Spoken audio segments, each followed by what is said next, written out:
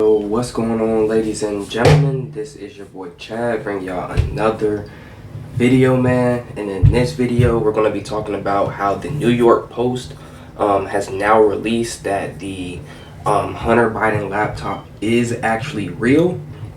Now, I never made a video way back when this story first broke because it happened right before the election, sort of, where we all heard about the laptop and then everyone suppressed it because Joe Biden was trying to be presidential candidate. So you had, people saying, oh, it's Russian disinformation and it's not real. You had Jen Psaki come out and she's like, let me actually read the exact tweet.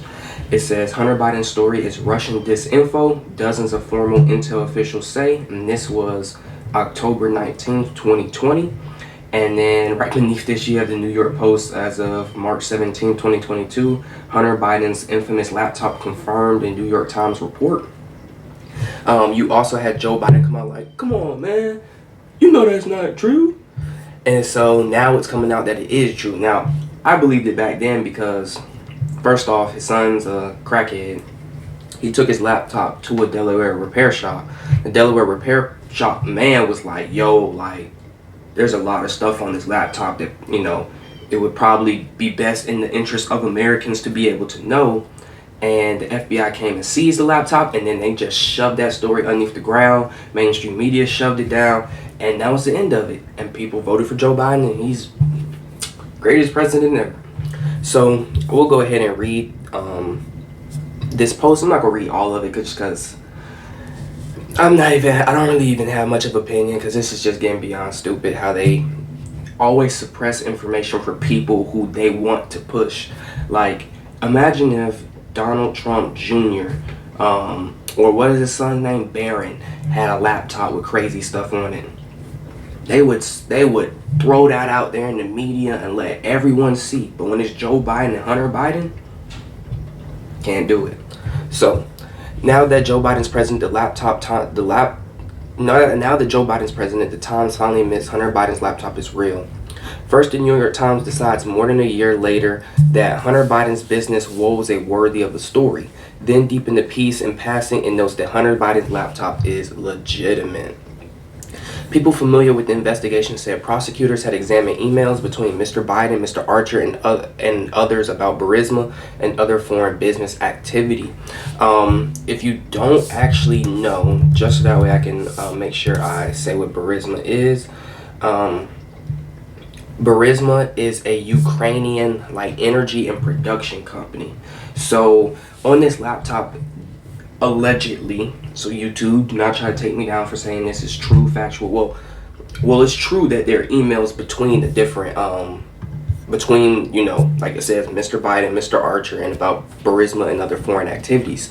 So they had business dealings with Burisma, an energy and production company in Ukraine. Now, right now, we're sitting upon the heights of Russia and Ukraine, and we're doing everything for Ukraine. We're sending tens of billions of dollars to Ukraine for aid, when I haven't seen tens of billions of dollars be handed out to the American people, but we'll go on. And yeah, for them to keep saying that this is Russian disinfo, and for them to push the story of Trump is working with Russia, and it's already been proven that he didn't work with Russia, but then we have actual, real, kind of hard evidence on this laptop that actually Biden and his son were working with Russia or their dealings. Allegedly.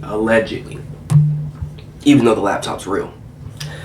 These emails were obtained by the New York Times from a cache of files that appears to have come from a laptop abandoned by Mr. Biden in a Delaware repair shop. The emails and others in the cache were authenticated by people familiar with them and within the investigation. Authenticated, you don't say? You mean when a newspaper actually does reporting on the topic and doesn't try to whitewash coverage for Joe Biden? It's actually true. But wait, it doesn't end there. In October 2020, the Times cast doubt that there was a meeting between Joe Biden and an official from Burisma, the Ukrainian gas company for which Hunter was a board member. Whoa. So now they're having emails being sent back and forth, between Joe Biden, Hunter Biden, and people working at Burisma, the energy company, and Ukrainian energy and gas company. Then they're having meetings between Joe Biden and the officials from Burisma, and Hunter was a board member.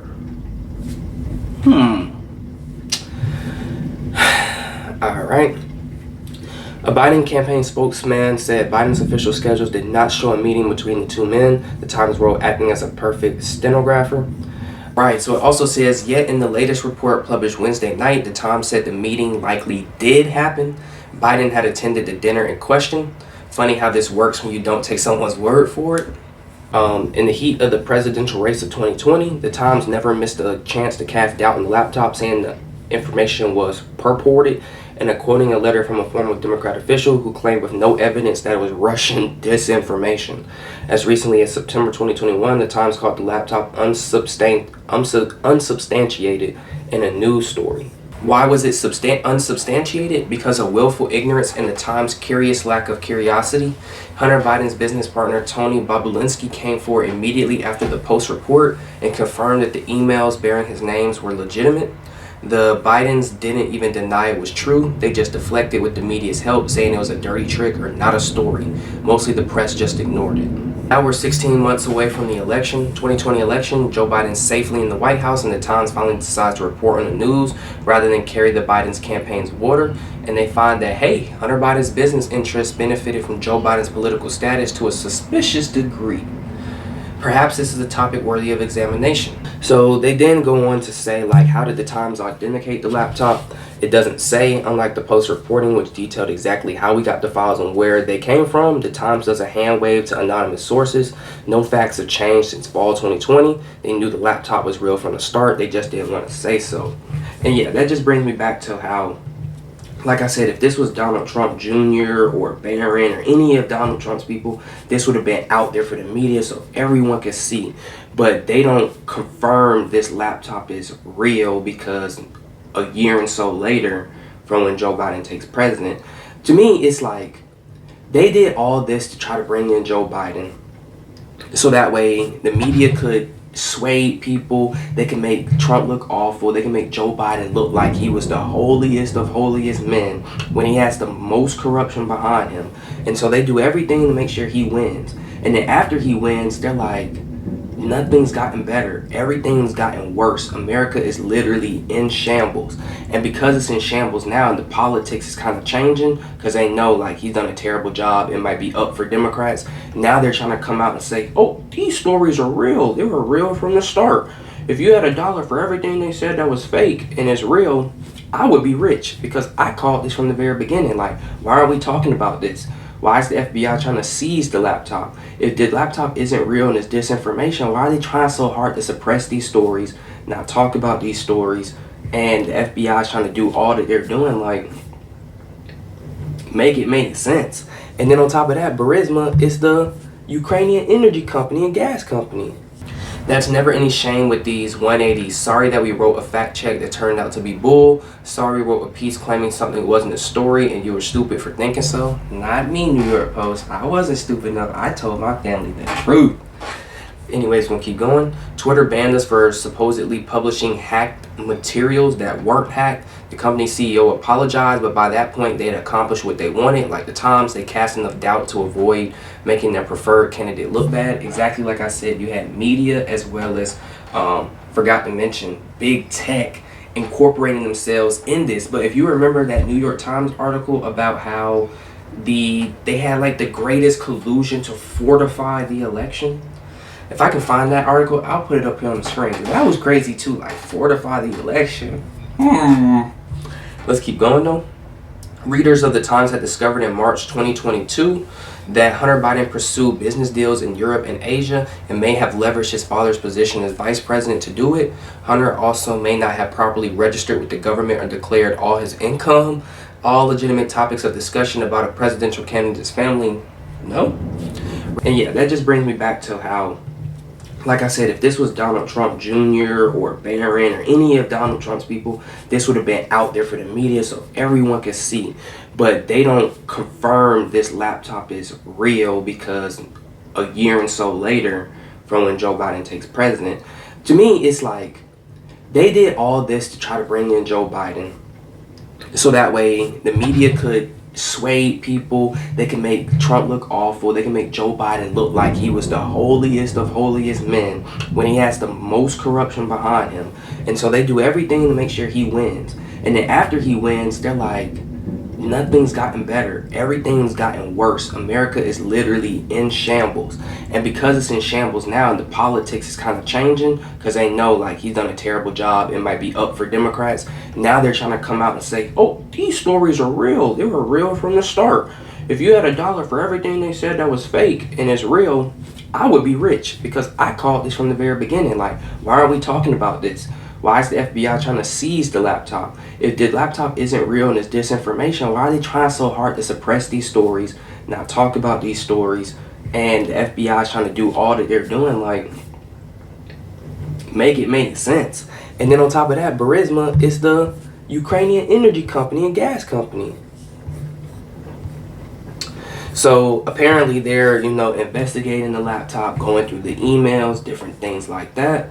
And my whole thing is like, if people, like, there have already been polls that have shown that if people had known this was real, they wouldn't have voted for Joe Biden. Now, my thing is, we told people from the jump, this is real, but people just decided not to want to listen to the information, or they listened to the media who said this is Russian disinformation. Anytime the media tells people this is Russian disinformation, then they're automatically, in my eyes, trying to cover something up or just blame it on random countries, because they said the same thing about Trump and it was all false. They said it was Russian involvement. I'm not even gonna go down there, but they did say for years it's Russian involvement in the election, and it's proven that Hillary Clinton had a probe that pushed this story, and they had the media, I think they even paid the media to push the story with it. So now they have this where Hunter Biden has dealings, and so does Joe Biden. Because remember in the emails they kept referring to Joe, not Joe. They didn't refer to Joe, YouTube. They didn't refer to Joe. But in the emails they kept referring to the big man gets 10%. Now if Hunter Biden's on the board of Burisma, a Ukrainian energy and gas company, and they have a big man who they're talking about in emails, and they're having meetings between Joe Biden and Burisma, I wonder who the big man is.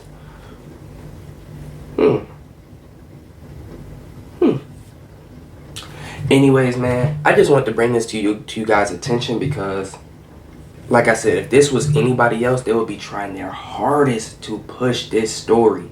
But during the election, it seemed like Joe was just the holiest of holies, and his family can do no wrong, and it's disinformation. And come on, man, you would believe that?